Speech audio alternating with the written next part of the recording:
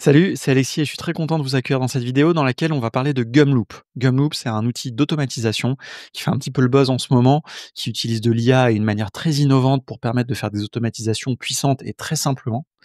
Et pour en parler, j'ai eu la chance de recevoir Aaron Korenblit. Aaron, vous le connaissez probablement parce que c'est un expert de la communauté no-code. Il est dans le game depuis très longtemps. Il a travaillé chez Airtable et chez Webflow, mais c'est avant tout un expert en automatisation. Vraiment, il fait une newsletter que moi j'aime beaucoup, où il propose vraiment une vision très intéressante de tous ces sujets-là, vision efficace, sans bullshit, vraiment quelque chose de super. Et il a rejoint très récemment Gumloop, donc, il va pouvoir nous en parler vraiment de qu'est-ce qu'il a vu dans ce produit qu'il a décidé à rejoindre la société. Et puis, de manière générale, de l'automatisation, de l'IA, vraiment écoutez l'entretien jusqu'au bout parce que c'était absolument passionnant.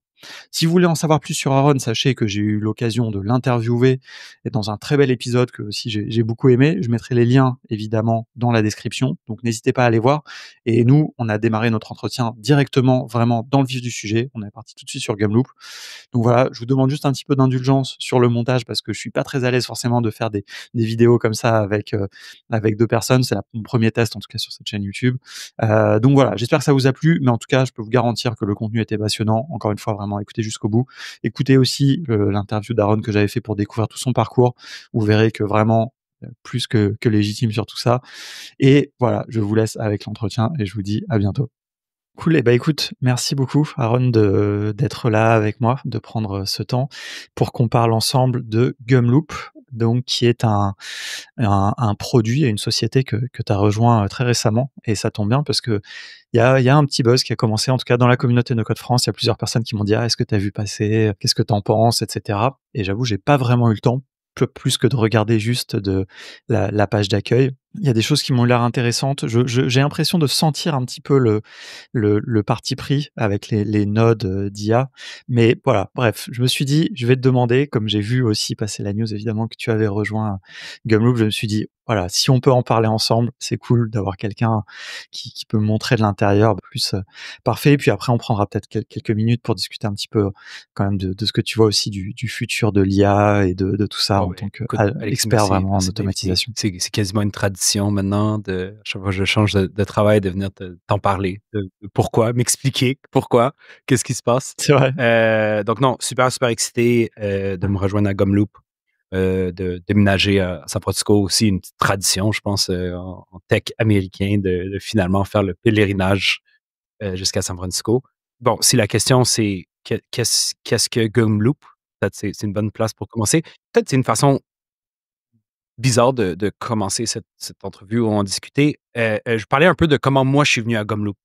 Je pense que c'est vraiment bien ancré, la conversation et un peu expliquer pourquoi c'est difficile pour moi de répondre exactement c'est quoi Gumloop aujourd'hui parce que c'est en grosse croissance. Donc moi, j'étais chez Webflow et un exemple très, très concret, ma manager à Webflow m'a dit: «On a la difficulté à modérer nos médias sociaux». Ce que ça voulait dire, c'est que Webflow reçoit plus de 1000 à 1500 notifications par jour de gens qui parlent de Webflow sur LinkedIn, sur Twitter, sur Reddit, dans le forum. On est une équipe de 2 et elle, ce qu'elle aimait faire, c'est se réveiller et regarder Reddit. C'est ce qu'elle faisait les matins. Donc, à tous les matins, je recevais un message pour dire: «Aaron, est-ce que tu peux répondre à ces 3 messages-là sur Reddit?» Moi, je disais toujours: «Émilie, on en reçoit 1500. Pourquoi je répondrais à ces 3-là et pas les autres 1500?» Et là, on a créé un outil à l'interne qui prenait tous les API de tous les médias sociaux, ben, pas en un, en fait, ça a commencé avec Twitter et c'était un ingénieur qui le créait. Et ça passait par, ChatGPT pour dire: «Est-ce qu'on doit répondre à ce message?» Et ça faisait que Twitter. Et il l'a codé avec Cursor et moi, me pensant assez intelligent, je dis: «Ah, ben, si tu me donnes le code, je vais être capable de, tu sais, de le reprendre et de l'analyser, d'ajouter d'autres médias sociaux». Et il l'a fait. Et finalement, j'étais pas assez intelligent. On va le code, je n'étais pas capable de le modifier, je n'étais pas capable d'ajouter un autre API et en même temps, Bryant, un des cofondateurs de Webflow, m'avait écrit, il dit: «Ah, essaye Gumloop, je pense que ça serait intéressant». Et donc là, j'ai dit: «Ah, ben, peut-être ça serait une bonne idée de voir si Gumloop pourrait faire ça». Donc à chaque heure, aller à travers Twitter, aller à travers Reddit, aller à travers le forum interne, prendre chaque message, le passer par un modèle d'intelligence artificielle et dire, est-ce qu'on doit répondre? Est-ce qu'un humain doit intervenir? Deuxièmement, c'est quoi la catégorie du type de message? Est-ce que c'est un message de feedback de gens qui aiment Webflow? Et donc, ça nous donnait beaucoup de données sur potentiellement est-ce que c'est des messages positifs, négatifs. Donc, il y avait beaucoup d'intérêt au-delà de la modération.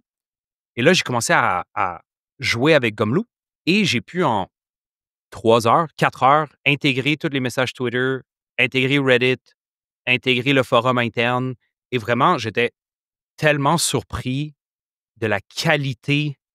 Quand je dis qualité, c'est que après, à chaque heure, je recevais voici les 3 messages que l'équipe sur lesquels doit se concentrer. Je recevais des rapports à tous les jours pour dire voici ce que il y a de l'intérêt dans la communauté. Et honnêtement, je me suis un peu senti comme quand la première fois que j'ai utilisé Airtable. Dans le sens où, wow, tu sais, j'ai tellement de puissance que j'avais pas avant. Tu sais, il y avait c'était pas l'outil parfait, là. Je remarquais beaucoup de petites choses que j'aurais peut-être faites différemment, mais je me suis dit, hey, ce sentiment-là, je suis pas le seul qui va l'avoir et tu sais, j'aimerais que d'autres personnes se sentent comme moi je me sens en ce moment. Donc, et là, j'ai commencé le processus pour parler avec l'équipe et vraiment, c'est super excité depuis. Et maintenant, je vois les gens qui l'utilisent, disent, ah, je suis capable de créer ce workflow-là que j'étais pas capable de créer avant grâce à Gumloop. Et donc là, ça, c'est ce qui m'a un peu amené à me joindre à l'équipe. C'est intéressant parce que j'ai hâte que tu nous montres justement une petite démo, comme ça on va continuer à en discuter. Mais moi, ce que je comprends là, ce que je retiens de ta démo, enfin de ta démo, de là du cas, tu vois, que tu nous décris, parce que toi, tu es un expert en automatisation.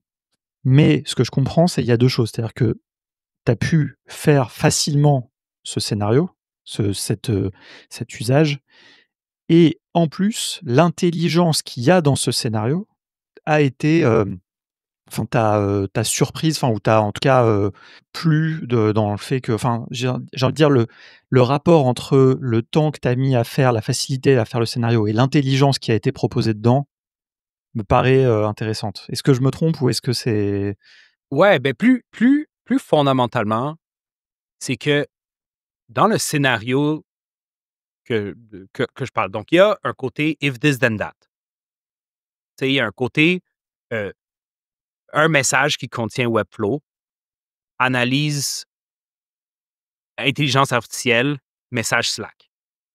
Tu sais. Mais sous-jacent à ça, et là, c'est là que je pense que ça va être intéressant pour tes écouteurs, c'est que l'audience, ouais, voilà. Un petit anglicisme, un petit anglicisme. C'est que cette connexion, tu sais, à un certain point, les outils d'automatisation ont un moat. Je ne sais pas c'est quoi le mot moat en français, Je fais mais une petite interruption pour vous expliquer ce qu'évoque Aaron dans le concept de moat. Moat, en anglais, ça veut dire douve. C'est les douves qui entourent le château fort. Et donc, c'est ce qui protège le château fort.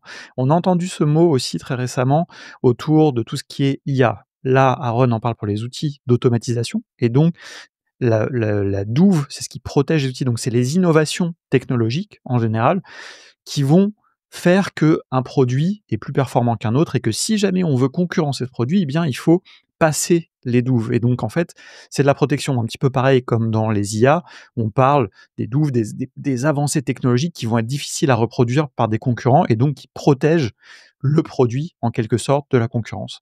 Voilà, je me suis dit que ça valait le coup de vous l'expliquer. Je rends la parole à Aaron. tous les outils d'automatisation ont un moat. Je ne sais pas c'est quoi le mot moat ont une certaine à travers leur connexion. C'est-à-dire que si tu as 7-10 000 connexions, toi, tu te poses la question, est-ce que ça connecte automatiquement avec l'outil que j'utilise? Mais maintenant, moi, j'étais dans un scénario où aucun outil connecte à tous ces médias sociaux-là d'une façon que moi, je voulais. Et avec Gumloop, j'ai écrit du code grâce à l'IA que ça exécute pour aller chercher ces messages-là. Donc là, moi, ce que ça m'a dit, c'est que ce concept de connexion est un peu désuet. C'est-à-dire, si tu es moyennement, quand je dis moyennement, ça veut dire moi, toi ou quelqu'un même moins expert en automatisation, peut juste demander connecte à cet outil. Et moi, le- tout le code était écrit. Oui, tu sais, il y avait quelques petites choses à modifier pour que ça fonctionne et ça va s'améliorer avec le temps. Donc là, j'ai réalisé que, OK, oui, tu as 7000 connexions, mais c'est plus la valeur que ça l'était auparavant. Ça, c'est numéro un. Donc là, le if this then that, message, analyse, Slack, oui, tu as le côté intelligence artificielle dans cette étape-là, mais maintenant, bon, ajouter un modèle dans une étape, c'est assez facile, on va s'entendre. Tout le monde a ChatGPT comme option dans leur connexion. Mais l'autre, et là, c'est là que je pense que c'est un peu la différence, c'est que les outils d'automatisation que j'ai utilisés jusqu'à date sont construits d'une manière qui assume que tu veux une pièce d'information. C'est dans le nom if this then that. If this c'est un record, c'est quelque chose. It makes sense. Pourquoi je voudrais toute la table? Pourquoi je voudrais plus de contexte? C'est pas simple pour l'utilisateur, mais devine qui est capable d'analyser une table en un morceau de texte? L'intelligence artificielle. Donc, ces outils jusqu'à date, et je dis pas que c'est des mauvais. Tu sais, moi, je suis extrêmement content. J'utilise tous les outils d'automatisation, mais aujourd'hui, la différence, c'est qu'il y a ces étapes-là qui, si tu veux dire, écris-moi un rapport, dis-moi où est-ce que j'ai dépensé mon argent dans si tu prends un workflow finance personnelle. Oui, tu peux dire, prends chaque dépense, ajoute-y une catégorie, et là, tu utilises un autre outil pour dire, ah, ben, avec la catégorisation, je vais créer un dashboard. Mais là, tu peux dire à l'intelligence artificielle, dis-moi, c'est quoi mes sommes sur les catégorisations? Pour moi, c'était prends tous les messages qu'on a reçus aujourd'hui, écris-moi un rapport. Mais ça peut être aussi, va à cette page web, lis toute la page web et donne-moi une étape qui va. Un autre exemple que j'aime beaucoup, beaucoup utiliser, et je peux te le montrer dans une seconde, c'est ce concept de données internes. On parle beaucoup de personnalisation, on parle beaucoup de Ah, ben, moi, je veux personnaliser mes pubs, je veux personnaliser mes courriels, mes mails. Hem, pour pouvoir vraiment personnaliser, il faut que tu aies un contexte. Il faut que tu donnes du contexte et ce contexte-là est pas dans des records, c'est dans des tables, c'est dans beaucoup d'informations. Donc, un bon exemple que j'utilise toujours, c'est, ben, disons quelqu'un, ben, toi, Alexis, quelqu'un qui s'inscrit à ta plateforme de cours. Tu peux aller, tu voudrais lui proposer un cours optimal basé sur ce que tu sais de cette personne-là. Donc, oui, tu peux aller sur LinkedIn, aller chercher leur profil, mais là, tu as ta base de données de cours. Oui, tu peux aller à chaque cours et dire, ah, ben, c'est une personne marketing, on va aller. Ou tu peux juste dire, hey, ChatGPT, prends les 50 cours que j'offre, prends le profil de la personne, tu les mets ensemble, retourne-moi 3 cours que cette personne-là pourrait être intéressée. Et ce concept de table, aussi simple que ça paraît, est quelque chose que jusqu'à date dans l'automatisation, on n'avait pas simplement parce que pourquoi? Pourquoi je veux pas consommer une table? Je veux consommer des données. Donc pour moi, ça m'a travaillé un peu de comprendre pourquoi, je trouvais que c'est aussi exceptionnel et aussi différent et c'était principalement pour ça. Ah, c'est intéressant. Non, mais on va, enfin, on va réagir par rapport un petit peu à ce que tu vas nous montrer à l'écran. Mais, j'ai l'impression de voir un petit peu et c'est d'ailleurs un petit peu ce que sur le site de Gumloop, on les automatisations, qui est un exemple et cetera, n'ont pas beaucoup d'étapes, souvent.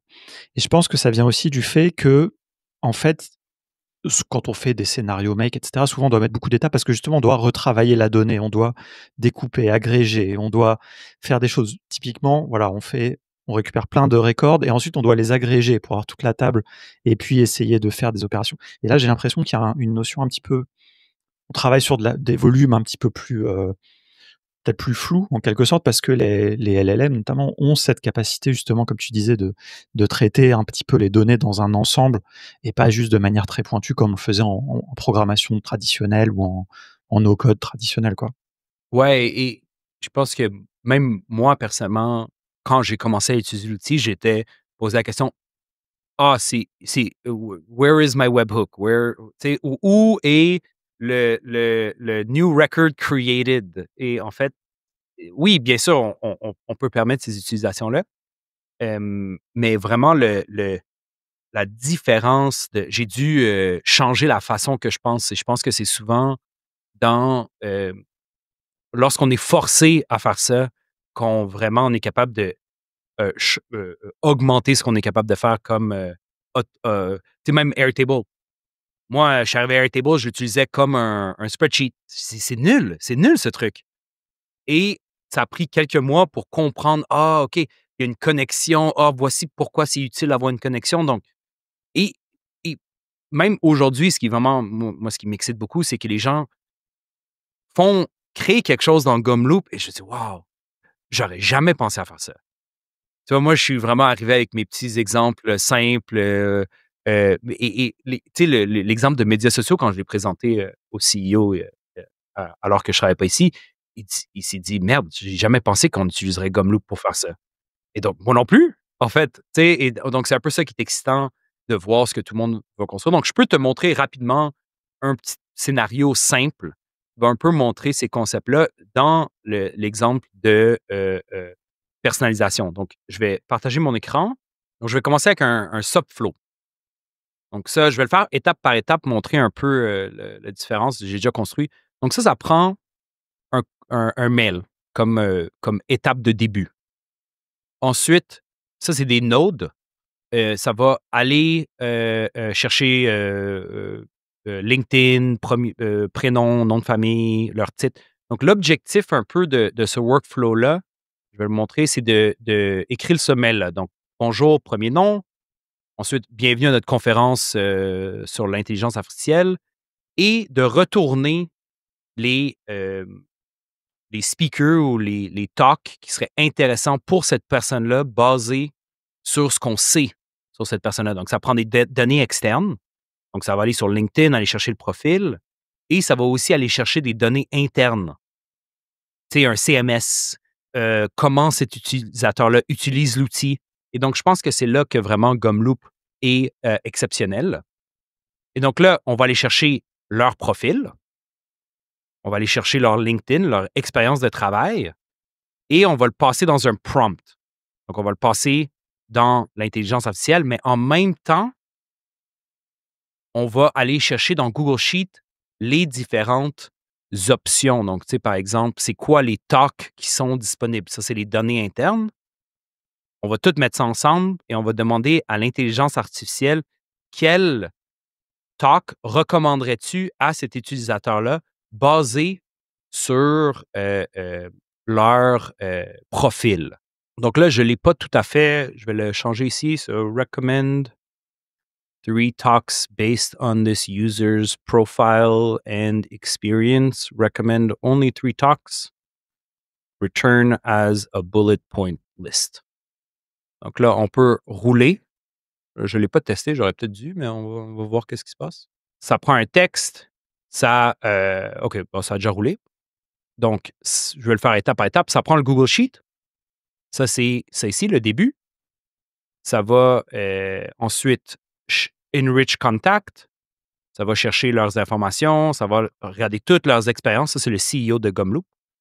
Donc, ça va chercher toutes leurs expériences. Et ça, c'est un autre exemple où c'est une table. On s'entend, c'est juste du texte. Ça ne serait pas très utile dans If This Then That d'aller chercher une table ailleurs dans nos outils. Mais Gumloop travaille avec des tables, travaille avec du texte. C'est vraiment indifférent. Ensuite, je mets tout ça ensemble, je le passe à l'intelligence artificielle et ça retourne 3 talks basés sur leur profil. Et ça va le faire automatiquement. Donc là, ensuite, j'ai mon subflow qui prend un mail comme début et ça retourne des talks. Donc là, je peux rouler tout mon Google Sheet pour recommend, aller chercher des talks pour chacun. Je peux aussi, à la fin de cette étape-ci, envoyer un mail. T'sais, au lieu de output les talks seulement, je peux envoyer un mail basé sur le prompt et toute l'information que j'ai sur cet utilisateur-là. Donc, ce qu'on voit, c'est que Gumloop, c'est pas tout à fait un outil d'automatisation comme on le connaît, où est-ce qu'on demande un trigger, on demande c'est quoi les étapes, ensuite on l'envoie à une autre place.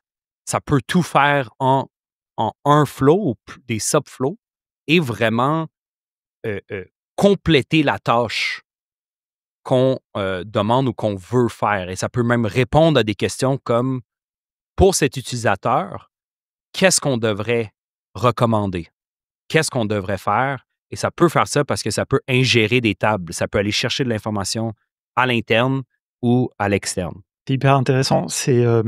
Alors la notion de subflow, c'était pas très clair pour moi de où est-ce que ça, c'est le flow principal, c'est-à-dire on parcourt le Google Sheet avec Ouais, les informations des gens qui participent à la conférence.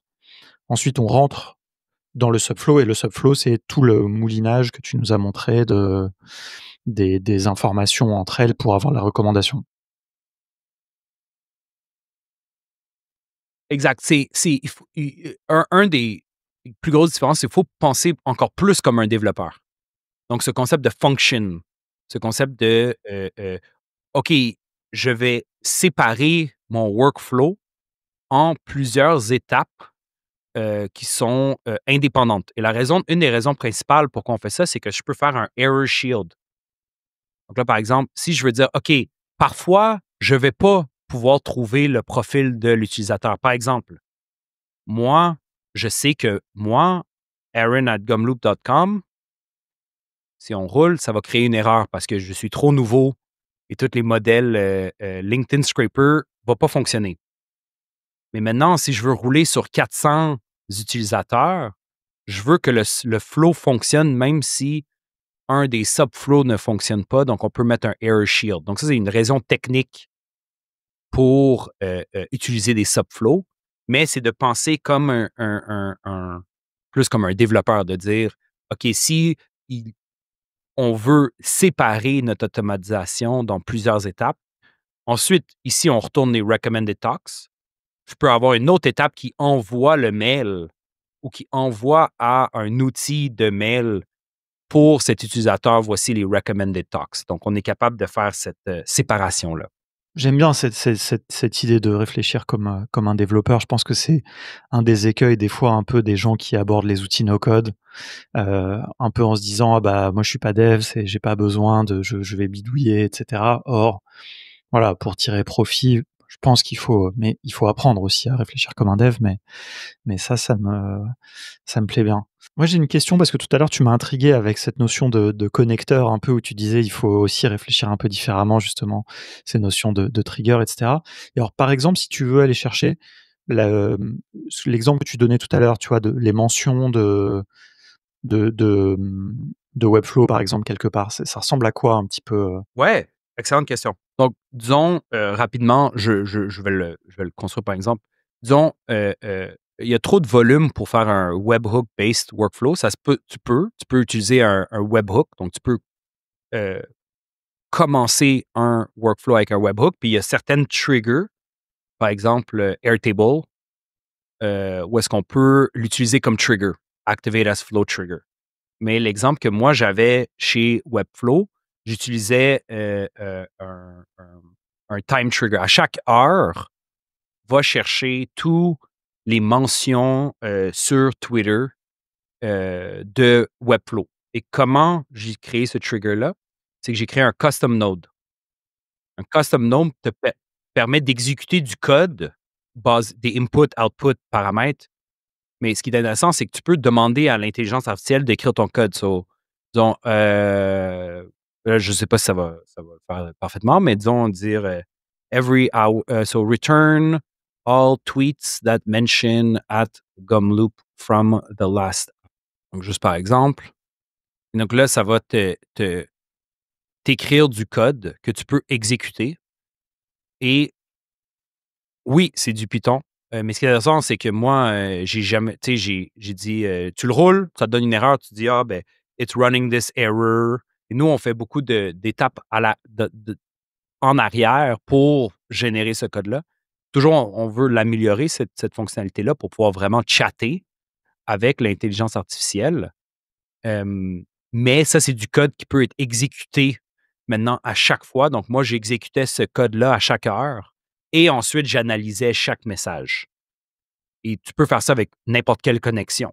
et est-ce que tu dirais que enfin moi ça me parle beaucoup parce qu'en ce moment je suis vraiment en plein dans cette notion justement de générer du code et cetera parce que pour moi de toute façon, voilà, les outils no code, ils ont intrinsèquement des limites et les seules manières de dépasser ces limites, c'est le code. Mais on peut donner accès à ça désormais grâce aux IA aux gens qui ne savent pas coder. Et donc là, ça me plaît bien de voir que c'est un truc intrinsèque, à Gumloop. Mais est-ce que tu dirais du coup que dans Gumloop, l'idée enfin, ça fait partie du parti pris, en quelque sorte, un petit peu de la vision d'utiliser ces étapes de code? Ou est-ce que ça, c'est une possibilité, mais normalement, tu dois pouvoir faire un petit peu, les choses avec les autres étapes, si tu vois ce que je veux dire? Moi, j'aimais beaucoup comment on parlait chez Airtable de, le scripting step. J'appelais ça un escape valve. C'était la façon de dire: «Ah, ben, c'est pas possible de le faire dans l'outil custom node, write a script». Et tu sais, c'était quand même beaucoup demandé aux gens d'apprendre comment écrire du JavaScript dans Airtable. Maintenant, avec l'intelligence artificielle, cette barrière-là est beaucoup, beaucoup, beaucoup, simplifiée. Donc, maintenant, on va être honnête entre nous, il faut être un peu technique quand même. Faut pouvoir lire la documentation et c'est notre travail aussi de rendre ça beaucoup plus facile. Mais maintenant, tu sais, moi, j'ai pu connecter à Discourse, à Twitter, à Blue Sky, à, Reddit, nativement, sans trouble. Ouais. Oui, ben, en fait, nous, on a un native, Reddit. Je vais regarder Reddit. Voilà, tu peux scraper, Reddit. Donc ça, c'est natif, mais il y a aussi un API, parce que moi, je voulais aussi les réponses. Donc je voulais quelque chose qui allait un peu plus loin, hem, que, ce que Reddit, la node le no native node nous permettait de faire. Hem Et tu sais, tu as des simplifications. Tu peux aussi utiliser Call API, qui est comme un node qui t'aide à aller chercher un API, mais tu sais, en même temps, tu peux écrire un custom node qui dit, ben, va chercher les données de cette API. Même, on a même un Zap. Tu peux, run Zap. OK, c'est, c'est marrant. Non, bah, c'est non, mais moi, en fait, il y a un moment où de toute façon, voilà, il y a comme tu dis dans j'aime bien l'exemple quand tu donnes Airtable parce que je trouve que Airtable, c'est un outil qui est fondamentalement, no code et c'est pas après les mots de toute façon et tout, on s'en fout un peu, mais il y a vraiment ce truc de c'est très, très accessible et néanmoins, grâce au script, en fait, personne ne peut dire qu'il y a vraiment des limites à Airtable, quelque part, sur l'usage des bases de Oui, données, quoi. exact, exact. Je veux dire Mais en même temps, moi, je vois un peu notre travail, tu sais, pour moi, c'est un peu un échec si quelqu'un utilise un custom node. Tu sais, dans le sens où ça nous dit que notre outil ne supporte pas une certaine fonctionnalité que l'utilisateur s'attend à utiliser. Et donc, il y a comme 2 approches. On veut limiter l'utilisation du custom node le plus possible, simplement parce qu'on veut les rendre, tu sais, on veut pas que les gens écrivent du code. Et la deuxième partie, c'est que si ils ont à écrire du code, c'est correct, ça va arriver, c'est de le rendre le plus intuitif et le plus facile possible. Donc nous, on va s'améliorer des 2 côtés. On est, tu sais, une petite entreprise quand même en ce moment, en grande croissance. Donc on va toujours acheter des nodes, à chaque semaine quasiment. Écoute, depuis que je suis arrivé, je pense qu'on en a ajouté une vingtaine et on va aussi rendre, l'écriture même du code plus facile grâce à l'interface, du custom node. Donc c'est des 2 côtés. super intéressant. Alors, j'ai une question un petit peu technique justement pour, enfin qui est pas vraiment, enfin qui est à moitié technique. Bon bref, Mmh. tu vas me dire. Moi, j'ai l'impression je vais prendre un exemple un peu différent, un usage, on va dire sur la manipulation de Mmh. texte.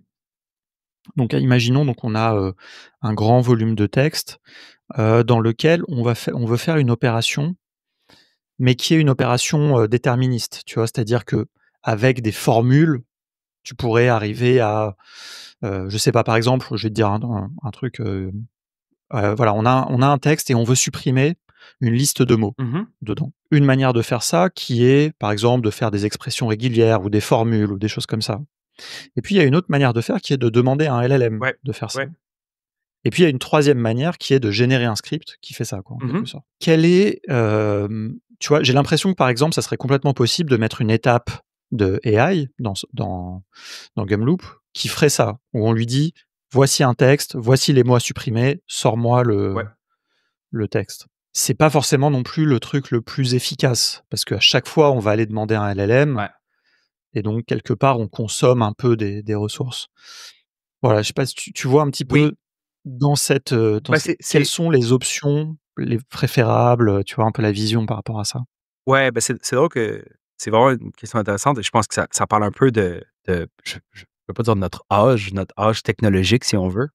Hem, quand je me suis joint à Gumloop, il y avait une étape où, on voulait extraire le domaine d'un mail. Donc, aaron@gumloop.com, retourne-moi Gumloop. Et moi, en tant que bonne personne, de vieux jeu, si on veut, j'ai dit: «Ah, c'est quoi notre text manipulation, text formatter?» Et là, je voyais mon collègue qui est, beaucoup plus jeune que moi et il dit: «Ah, ben, utilise une étape AI». Tu sais, pour lui, l'idée d'apprendre regex, n'avait aucun sens. Tu sais, just use an AI step. Et pour moi, j'ai pas de bonne réponse. C'est utilise ce que tu veux. En fait, nous, notre objectif, c'est de, bon, ben, si tu veux utiliser un custom code step, tu sais, si toi, tu te dis: «Ah, je veux pas utiliser des credits, juste pour, sortir de l'information», tu peux demander à l'intelligence artificielle d'écrire la formule regex que tu peux exécuter en code. Tu peux utiliser le text formatter step, heu, text formatter. Tu sais, on a de la manipulation native qui rend plus facile. Tu sais, on pourrait tout faire ça avec du code. Donc, l'objectif, c'est pour nous, c'est un peu de trouver c'est quoi les trucs que les gens vont faire assez fréquemment pour le permettre en Node native, qu'on peut juste utiliser du no code, quote unquote. Et d'autres, vraiment, ce qui est beau de l'intelligence artificielle, c'est que, ah, bah, si tu veux pas écrire du code, écris un prompt. Donc, moi, j'ai pas une réponse pour toi pour dire ce que on préfère ou ce que je préfère, mais on veut permettre tout. OK, c'est un peu ça, ouais, la vision, c'est que les 3 moyens, en quelque sorte, doivent être possibles, quoi. C'est-à-dire, voilà, le côté avec des fonctionnalités natives, avec de l'AI ou avec du code généré, quoi. Et dans tous les cas, les 3 sont accessibles. Oui, et je pense que dans ce qu'on ben oui, déjà aujourd'hui, et je pense que la différence c'est que avant, disons que tu veux un bon exemple que j'ai, c'est disons que tu as une liste de textes séparés par des virgules et là, tu veux le rendre en liste et tu veux passer cette liste-là dans un autre outil ou tu veux, le passer à l'intelligence artificielle. Moi et toi, on s'est un peu créé une carrière de montrer aux gens comment, passer par 8 chemins compliqués pour, heu, connecte, déconnecte, reconnecte, créer une liste. Tu sais, parce qu'on avait toujours cette mentalité-là, if this then that. Et moi, tu sais, je veux dire, si on parle cette étape-ci où est-ce que je vais chercher je sais pas si je suis capable d'ouvrir l'exemple. Voilà, conference information. Tu sais, pour nous, on voit cette table interne comme plein de records. C'est row 1, row 2. Pour un LLM, c'est du texte. Ça a aucune, ils s'en foutent. Ils sont capables de lire ça en 1. Et donc, je pense que le futur de l'automatisation, c'est un peu plus, passe cette table, analyse la table, retourne-moi les 3 personnes, avec qui on devrait discuter, loop sur ces 3 personnes-là et de permettre de faire ça d'une façon que ça prend pas, 15 étapes parce qu'on est en train de formater de l'information pour rentrer dans un mental model de if this then that. Donc pour moi, c'est ça ça a été ça le gros unlock, si on veut, c'est que ça devrait être facile. On ne devrait pas rendre difficile quelque chose simplement parce qu'on pense dans un monde de données discrètes. Alors, je me permets un petit, juste, une dernière intervention pour rebondir sur le mot «discret» qu'Aaron utilise. C'est en référence aux mathématiques discrètes et c'est simplement cette idée d'avoir des structures de données définies, des valeurs définies. Donc, par exemple, quand on est dans un tableur, chaque ligne est vraiment une donnée clairement définie, une ligne et donc on peut les énumérer. Par opposition, comme il évoque, à des textes qui seraient continus, en quelque sorte, et qui sont, voilà, un ensemble de données. On a un texte, mais à l'intérieur, il y a voilà, c'est une structure un peu, globale que l'on ne peut pas énumérer. Alors on pourrait énumérer les mots, mais c'est pas comme ça que fonctionnent les LLM. Voilà, je voulais juste rebondir là-dessus au cas où c'était pas très clair. Je rends la parole. OK. Non, bah, écoute, c'est très, très, très intéressant parce que ça m'amène un petit peu justement aux questions que je voulais te poser un petit peu à la fin, quoi. Justement, un petit peu ta vision du futur de l'automatisation. Mais là, j'ai quelque part, j'ai l'impression que c'est ça le un petit peu le futur que tu vois. Hem, Ouais, écoute, moi, je je j'ai jamais vraiment été bon à prédire le mmh, futur. Tu sais, les amis, travaillent en technologie, OpenAI, ouais, ChatGPT. Moi, la seule chose qui m'a guidé un peu à travers ma carrière, c'est de dire: «Est-ce que je me sens comme si j'ai une nouvelle, superpower? Est-ce qu'il y a quelque chose que je fais avec cet outil-là que j'étais pas capable de faire avant?» Peut-être parce que c'est plus facile, peut-être parce que c'est une nouvelle technologie. Je suis toujours ce sentiment-là. C'est toujours ça qui m'a motivé et ce qui me guide dans ma carrière. Et donc, je je peux pas te dire c'est quoi le agents, mmh, peu importe tout ça. Tu sais, pour moi, c'est toujours, est-ce que je me sens comme si je suis capable de faire quelque chose qui, m'inspire et qui me, tu sais, pour moi, là, l'idée d'analyser tous les messages que Webflow recevait, jamais j'aurais pensé pouvoir faire ça. Et oui, il y a certainement quelqu'un qui va écouter cette con ce mmh, nous qui parle, qui dit: «Ah ben, avec Make et 8 scripts et oui, mais moi, je suis impatient comme personne. mmh, Je vais pas passer 3 semaines à créer quelque chose. Il faut que ça soit instantané. J'ai ce sentiment-là: «Ah OK, il faut que j'ai un résultat ouais, ouais. maintenant», tu sais? Et donc, je peux pas te dire c'est quoi le futur. Je peux pas, mais, Est-ce heu, que ouais, je non, j'ai peut-être juste, je vais te faire réagir sur un truc que j'ai vu un petit peu, que tu as sûrement dû voir aussi un petit peu. Donc là, tu nous as montré Gumloop, donc c'est vraiment une nouvelle, pour moi, une nouvelle un peu vision de l'automatisation et tout, quoi. Donc hyper, intéressante. Il y a J'ai l'impression un autre truc qui va arriver, mais peut-être pas, parce que peut-être ça va pas marcher, on sait pas, mais c'est le côté un peu conversationnel, tu vois? C'est-à-dire des gens qui veulent remplacer les outils mmh d'automatisation par un chat. Je veux aller, genre littéralement, on écrit: «Je veux aller sur Reddit, ouais, prendre les trucs et puis, les analyser et cetera». ouais. Est-ce que ça, c'est quoi ton avis, là-dessus? Ah! Ah ben, écoute, je honnêtement, c'est drôle parce que je reviens à cette idée que c'est on parle de notre âge. Je vais te montrer quelque chose. Je suis en mode, je vais pas dire le mot excité, mais, moi, quand je me suis joint à Gumloop, moi, je clique le plus. Moi, OK, c'est étape 1 Reddit. OK, on va aller chercher Reddit. Tu sais, moi, je pense comme ça. Moi et toi, on est où? C'est pas intimidant. Énormément d'utilisateurs vont utiliser Gummy. Si on enable on turn on le bêta, tu peux lui parler. Tu peux me dire: «I want to scrape Reddit, grab the last 10 posts and analyze them to create a report that I can send to my manager». Et donc là, Gummy va recommander un flow, va recommander les étapes pour, tu vois, il est déjà en train de créer des étapes oui ou non et avoir une discussion, disons, je reject changes, je dis: «Ah, I want to grab 15 instead of 10». Tu sais, on est capable de créer des flows étape par étape et moi, j'étais vraiment, honnêtement, surpris de la quantité de gens qui vont utiliser Gummy. Parce que moi, c'est pas quelque chose que moi je fais. Mais, mes collègues m'ont convaincu que non, il s'agit d'une des façons principales que les gens vont, utiliser Gumloop et apprendre avec Gumloop. Et donc, nous, on veut rendre ça beaucoup plus, facile, on veut le rendre central pour que les gens utilisent quasiment plus le chat que, le native, mais bien sûr, on va permettre les 2 toujours. Ouais, parce que ce qui est intéressant, c'est que quand il y a les 2, déjà, bon, on a le choix et puis c'est un peu le meilleur des 2 mondes. C'est-à-dire que là, si tu en as marre de la discussion, tu peux aller enfin, si tu veux aller un peu plus finement dans le module, il est apparu. Et donc tu peux aller voilà, modifier, à la souris, quoi. C'était un peu entre la partie conversationnelle, la partie programmation visuelle, quoi, en quelque sorte.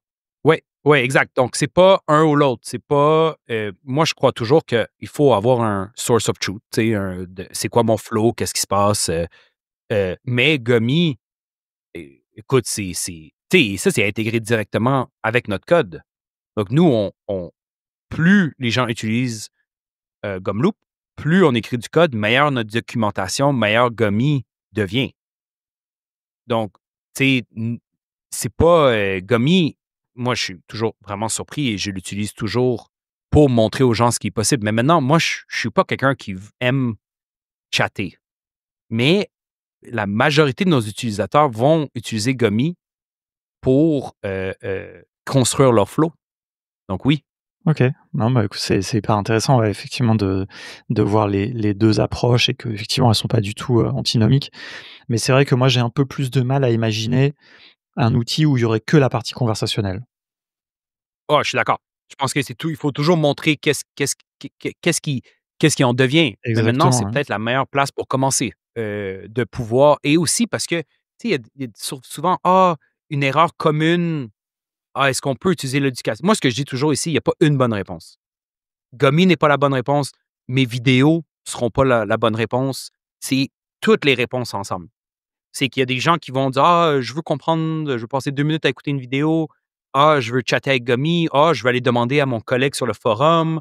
Je veux, tweeter que l'outil est de la merde et je vais attendre que quelqu'un me réponde». Et nous, on va répondre rapidement parce qu'on analyse tous nos tweets. Chaque utilisateur va être différent et c'est notre travail un peu de répondre à tous ces besoins-là simultanément et de créer un compounding effect pour que les gens comprennent l'outil. OK. Non, bah, écoute, super, super et donc toi, ton rôle dans tout ça, c'est un petit peu là, justement, ce que tu viens de dire, c'est-à-dire créer du contenu, répondre, un petit peu accumuler, on va dire, toutes les questions et puis produire le contenu qui va avec, c'est ça? Gérer un petit peu la communauté aussi, j'ai cru? Ouais, ouais, exact. Donc moi, mon travail, c'est d'enseigner quasiment comment l'outil fonctionne et fait 2 semaines que je suis à Gumloop et je dois avouer que j'apprends énormément de mes collègues et de nos utilisateurs et c'est vraiment pour moi, inspirant, c'est vraiment intéressant parce que moi, j'ai des priori, «Ah, ça doit être compliqué» ou ça doit être simple et moi je suis arrivé avec Gumloop avec une idée de comment j'allais l'enseigner et non, j'avais tort complètement. Donc nous, on a lancé des cohortes. Mmh. Je trouvais que c'était une bonne façon pour moi d'apprendre comment les gens veulent apprendre et les gens semblent vraiment répondre extrêmement positivement. Donc une semaine pour apprendre l'outil, 2 je pense que c'est 2 sessions d'1 heure et 30 minutes, le vendredi pour, où est-ce qu'on apprend et des challenges à tous les jours pour l'utiliser. Et non, c'est vraiment, vraiment intéressant. C'est superbe de voir, tous les workflows que les gens créent que jamais j'aurais pensé, tu sais, l'exemple de la Mmh. conférence, c'est quelqu'un qui m'a présenté ça, d'utiliser des données internes. Je dis: «Ah ouais, quelle bonne idée, hein».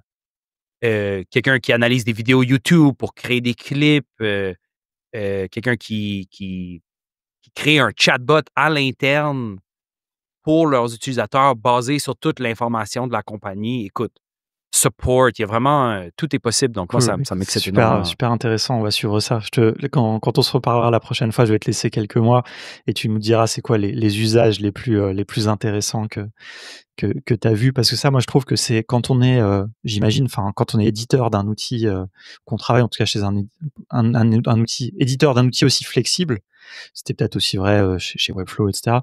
Je trouve que de voir ce que les gens font de l'outil et surtout d'être surpris, moi, je trouve que ça, c'est un peu fascinant, quoi. Enfin, c'est une question que j'ai souvent posée quand j'interviewais des gens qui faisaient des outils et c'est rigolo. Des fois, il y a des choses, où on s'attend pas du tout, des usages un peu détournés, enfin, c'est Ouais, ben, c'est la beauté de mon travail, c'est que, moi, j'enseigne les bases, j'enseigne un peu, les outils Lego et les gens me reviennent avec, une œuvre d'art. Je me dis: «Merde, j'ai comment ils font, hein?» Tu vois, moi, je suis pas nécessairement le meilleur à penser à des nouveaux use cases. Moi, j'aime beaucoup expliquer la base, comprendre les systèmes derrière et donc moi, ce que j'encourage, à ton audience, c'est essayez-le, dites-moi un peu ce que vous créez avec, comment on pourrait l'améliorer, qu'est-ce qu'on pourrait faire, quelque chose que vous avez pas compris nécessairement.